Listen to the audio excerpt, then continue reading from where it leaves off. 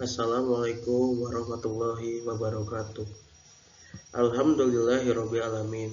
Wassalatu wassalamu ala asyrofil anbiya'i wal mursalin wa ala alihi wa sahbihi ajmain. Amma ba'du. Pertama-tama, marilah kita panjatkan puji dan syukur kehadirat Allah Subhanahu wa taala yang telah memberikan nikmat dan kesempatannya hingga kita masih bisa diberikan kesehatan lahir dan batin. Salawat dan salam semoga tercurah limpahkan kepada junjungan kita, yakni Nabi Muhammad SAW, kepada yang terhormat dosen pengampu mata kuliah Pendidikan Agama Islam, Bapak Haji Weng Rianto, SPD MAG. Presentasi ini dibuat untuk memenuhi penugasan ujian tengah semester. Perkenalkan, nama saya Ilham Sanjaya Al-Munawar dengan NIM D1A220021, Prodi Farmasi. Saya akan mempresentasikan mengenai akidah Islamiyah. Materi yang akan saya sampaikan hari ini, yang pertama ialah pengertian akidah Islam, kedua ruang lingkup akidah, ketiga pokok-pokok akidah Islam, keempat rukun Islam, kelima fungsi akidah Islam, keenam korelasi iman dan takwa, dan yang terakhir tanda-tanda orang beriman. Pengertian akidah. Secara bahasa, akidah diambil dari kata al-aqdu yang berarti asyhadu, arba'tu, al-istaqu, at-subu, al-iqam. Secara istilah yang umum, akidah adalah iman yang teguh dan pasti, yang tidak ada keraguan sedikit pun bagi orang yang meyakininya. Keimanan yang pasti tidak terkandung suatu keraguan apapun pada orang yang meyakininya, dan harus sesuai dengan kenyataannya. Jadi, dapat disimpulkan bahwa akidah Islamiyah adalah keimanan yang pasti kepada Allah Subhanahu wa taala dengan melaksanakan kewajiban bertauhid kepadanya, beriman kepada malaikatnya, baik rasul-rasulnya, hari kiamat, dan takdir yang baik dan yang buruk, dan mengimami pula seluruh apa yang telah syahid tentang prinsip-prinsip agama. Ruang lingkup akidah. Yang pertama ialah ilahiyat, yaitu pembahasan akan segala hal atau segala sesuatu yang memiliki hubungan dengan ilahi, seperti wujud Allah dan sifat-sifat Allah dan lain sebagainya. Yang kedua, samiyat, yaitu pembahasan akan segala sesuatu yang hanya bisa diketahui melalui dalil nakil berupa Al-Quran dan Sunnah, seperti halnya alam barzah, akhirat, azab kubur, tanda-tanda kiamat, surga, dan neraka. Yang ketiga, nubuat, yaitu pembahasan mengenai segala sesuatu yang memiliki hubungan dengan Nabi dan Rasul, termasuk pembahasan mengenai kitab Allah, mukjizat, dan lain sebagainya. Yang keempat, ruhaniyat, yaitu pembahasan mengenai segala sesuatu yang berhubungan dengan alam metafisika, seperti malaikat, jin, iblis, setan, roh, dan masih banyak lagi. Pokok-pokok akidah Islam. Akidah Islam penting untuk ditanamkan pada setiap diri seorang muslim agar dapat diamalkan dalam perbuatan sehari-hari. Imam adalah segi teoritis dengan dianut pertama-tama dan terdahulu dari segala sesuatu yang dipercaya dengan suatu keyakinan yang tidak ragu-ragu. Allah SWT dalam Quran Surat Al-Nisa ayat 136 berfirman mengenai rukun imam sebagai berikut. A'udzubillahiminasyaitonirrajim. Bismillahirrahmanirrahim. Ya ayyuhallazina amanu aminu billahi wa rusulihi wal kitabil ladzi nazzala ala rusulihi wal kitabil ladzi anzala min qabl wa ma yanfura billahi wal malaikatihi wa kutubihi wa rusulihi wal yaumil akhir faqad dhalla dalalal ba'id. Artinya, wahai orang-orang beriman, tetaplah beriman kepada Allah SWT dan kepada kitab yang diturunkan kepada Rasulnya, serta kitab yang diturunkan sebelumnya. Barang siapa ingkar kepada Allah, malaikat-malaikatnya, kitab-kitabnya, rasul-rasulnya, dan hari kemudian, maka sungguh orang itu telah tersesat sangat jauh.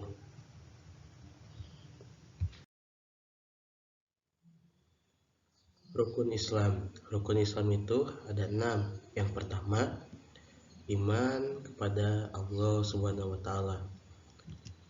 Orang-orang yang beriman akan mendapatkan ketenangan jiwa.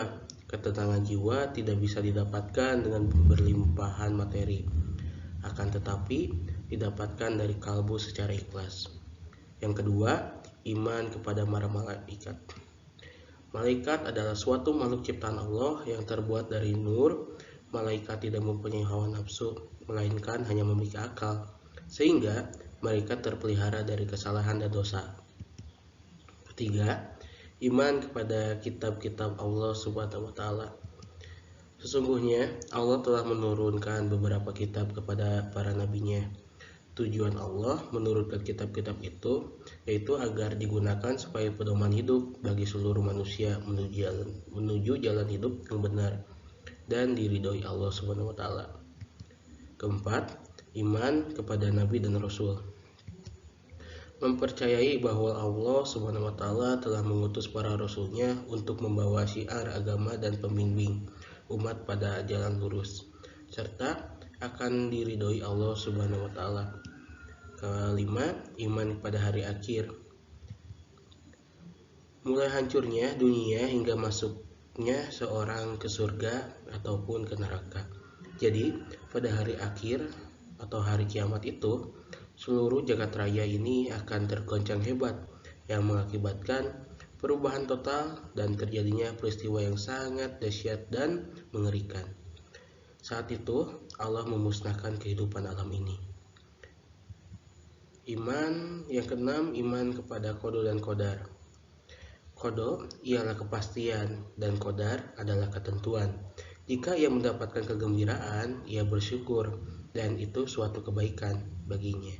Dan jika ia mendapatkan musibah, ia bersabar dan itu pun suatu kebaikan baginya.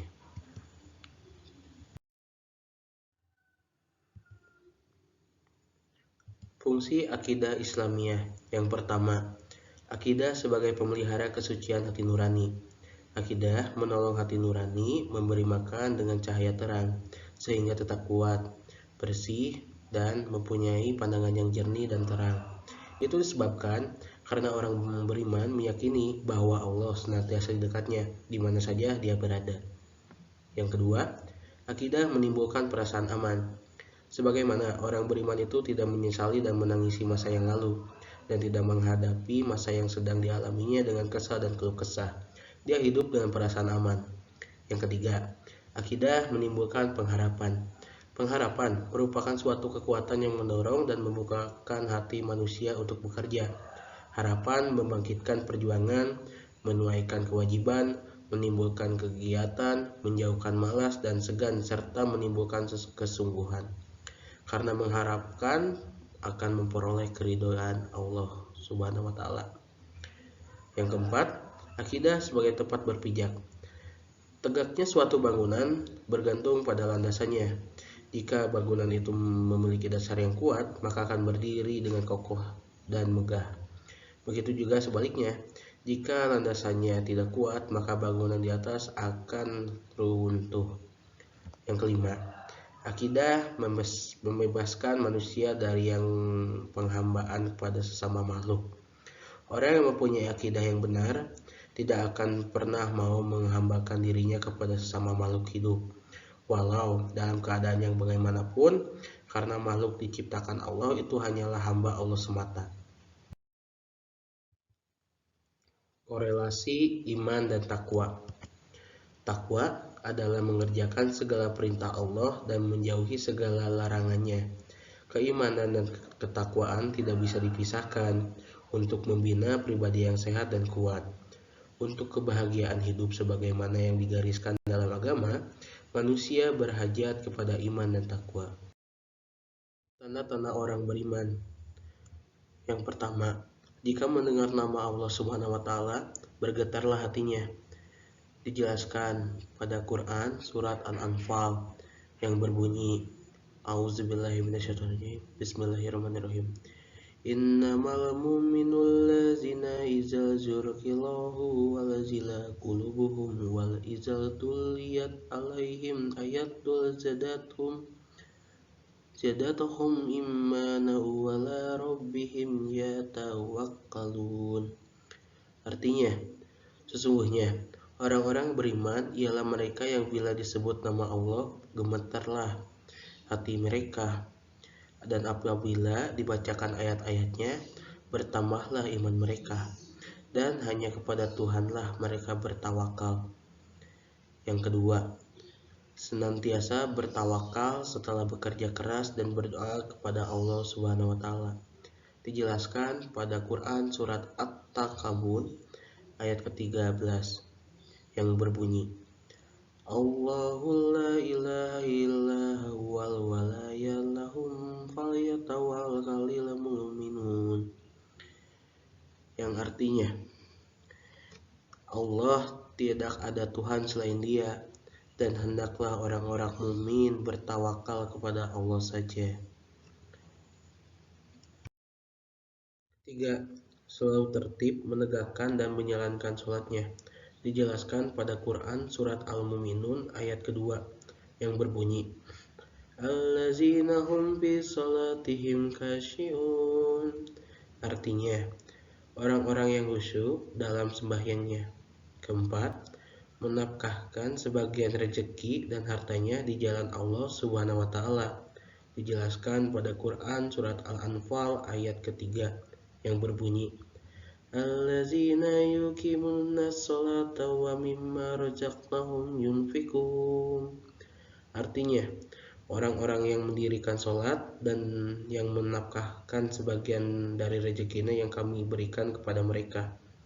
Kelima, menghindari perkataan yang tidak berguna. Dijelaskan pada Quran surat Al-Mu'minun ayat ketiga yang berbunyi Wallazina hum anil lagwi mu'ridun. Artinya, dan orang-orang yang menjauhkan diri dari perbuatan dan perkataan yang tidak berguna. Keenam, memelihara amanah dan menepati janji. Dijelaskan pada Quran surat Al-Mu'minun ayat ke-8 yang berbunyi Wallazina hum lil amanatihim wal ahdihum shadaqallahul azim. Artinya, sesungguhnya beruntung pula orang-orang yang memelihara amanat dan janji mereka.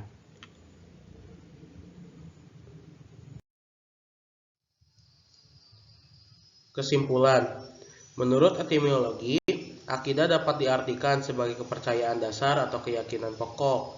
Dan menurut terminologi, akidah bisa dikatakan sebagai keimanan yang terdapat di dalam jiwa. Keberadaannya terikat dan sangat kokoh. Dan apabila terdapat keraguan atau prasangka, maka tidak dapat dikatakan sebagai akidah. Pada hakikatnya, akidah tetap bersumber pada Al-Quran dan sunnah Allah menganugerahkan kebijakan dan kecerdasan berpikir kepada manusia untuk mengenal adanya Allah SWT dengan memperhatikan Allah sebagai bukti hasil perbuatan kekuasaannya.